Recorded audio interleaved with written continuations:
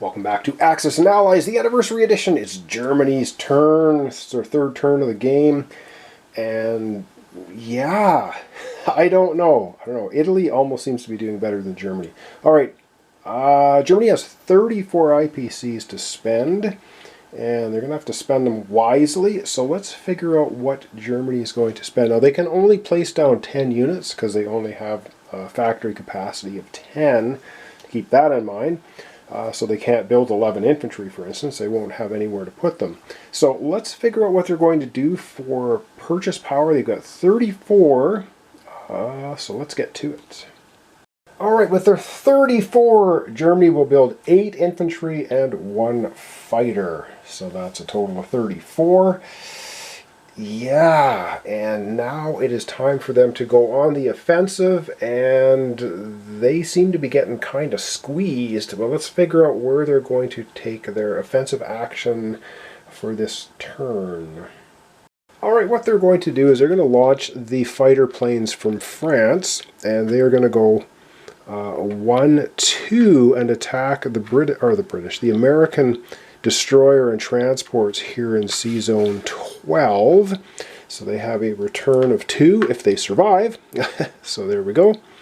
Yeah, we have that attack, and now let's take a look at the Russian front and see what else they're going to do. All right, Germany's going to take what's left of their armored division. This is painful. They get 1 armored unit in Germany. They're going to go through Poland, 1-2 up here, 1 infantry here, and then they're going to send in 1 plane, so that one can move 3 when it's completed, and this one can go 1-2, and it can move 2 once it completes the attack. So we got 1 infantry, 1 armored, and 2 planes going in there. And yeah, I think that's going to be it. We do have a bomber, and I don't know if we want to use the bomber. I think we will use the bomber. It's going to go 1-2. The bomber is going to attack the Russian factory. So it has a movement back of 4 if it doesn't get shot down by the Russians. Okay, I think that's it for all the offensives that Germany's going to try this time. All right, let's go see how they make out down just off the coast of Spain. All right, so the 1 fighter squadron is taking on the American fleet, and they attack, fighter craft attack at a 3 or less, and they did hit the destroyer. But if the destroyer hits them back, they're destroyed. So 2 or less on the destroyer, and the destroyer takes out the planes.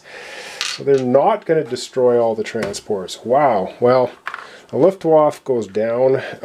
It is gone, and the American destroyer is also destroyed. Now, had the aircraft not been shot down, it would have just bombed and destroyed the rest of the American fleet. However, the destroyer did its job in protecting the transports, and that's just the way it is.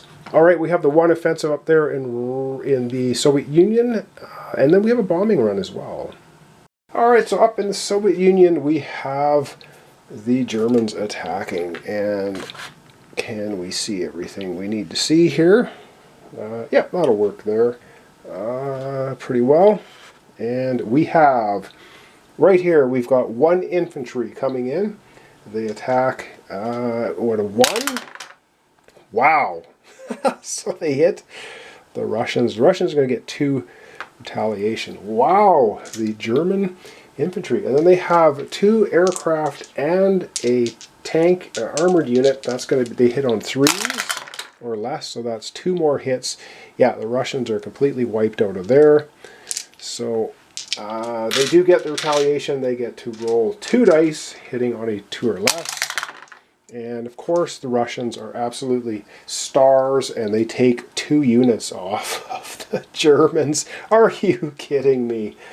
Oh boy, that is super costly. The Germans, I guess, will lose an infantry for sure, and I guess they're going to keep their aircraft, so they'll lose the armored unit. Okay, that did not work out well. Well, they do still have their aircraft. All right, it is bomber run time. Leningrad, perhaps. Now, if the Russians roll a 1 on their anti-aircraft, they will shoot down the German bomber. And they roll a 2. Woof. All right, and the German bomber comes in. If it rolls anything higher than a 4, it's going to do the maximum amount of damage. 5. So, yeah, it absolutely... it can't even do 5 because this is a 2, so we can only do 4 damage on the factory there. So I'm going to put 4 damage markers under that factory. So that was a very successful bombing run by the Germans. Alright, it's non-combat move time. So this plane can go 2, so it will go 1, 2 back to Berlin. This plane can go 3, it's going to go 1, 2, 3. It'll go to France for some defense there. The bomber will go back to Berlin. And now we're going to swap places. This infantry unit's going to go to East Prussia, and the armored unit's going to come back to Poland.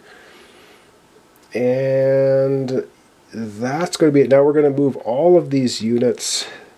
These 3 are going to go here to Bulgaria. We are going to move the, let's see, the artillery. And 1, 2, 3, 4 infantry here, and the 1 other infantry in Germany will move over to it'll move over to this location, which is northwestern Europe. Add a little bit more defense in there, which probably not going to help, but it might help a little bit. I think that's it for the, well, there's nowhere else Germany has troops on the board. And now it's time for them to place units down. So the aircraft is going to come down. So now they have a couple of fighters in Germany. And let me get the 8 infantry set up there. Alright, Germany always looks better off after I put the infantry down. And yes, I should mention, the game comes with a lot of these chips. So like this is for 5. So you can stack 1 unit on top of the chips. You don't have to do what I'm doing. I'm just doing it for visual flair here, so you can see how many troops are in here with the miniatures. And like I said, I do have the double miniatures because I have the 1942 version. It's the game as well, and I've just added all the miniatures from that one into this one, virtually doubling the amount of miniatures I have for the game.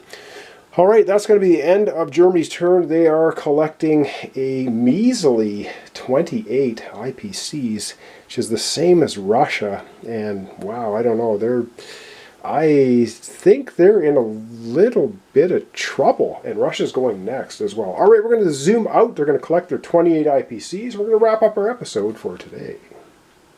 Alright, well that's going to wrap up our episode for Germany for today. Coming up tomorrow, back to Russia. I can kind of see the writing on the wall with this one. I don't know, unless Japan can do something spectacular, although now the US is putting the pressure on with their Pacific Fleet. I don't know. It's going to be interesting. Probably be a few more episodes. I don't know, maybe 5, 6 more episodes, and then I think it's going to be obvious as to what's happening. Like I said, I'm going to play the game until it's just kind of pointless to continue doing turn after turn after turn if either the Axis and or the Allies are clearly in the lead and are going to be stomping the floor with the other. So that's how I'm going to do it. So thanks so much for watching along. Thanks for your comments, subscriptions, likes, dislikes, participation of any kind. Really appreciate it. It helps out my channel a lot, and that's awesome. Thank you very much. And yeah, so Axis and Allies Anniversary Edition. I really like this edition. There's a couple of rules and things that I muffed up along the way. I think I got everything organized and sorted now between the US and China and all the other rules. Now we haven't done a bombing run with fighter escort yet. It just hasn't come up. But that is one of the rules I'm playing with. The other rule that I was playing with is there's no passage between C-Zone, I think it's 15 and 16. That's just blocked. It's not happening. There you go. Thanks so much. And tomorrow we pick it up with Russia. Russia's got a ton of infantry, and the German front is looking really bad at the moment. So thanks so much. I hope to see you tomorrow for Russia.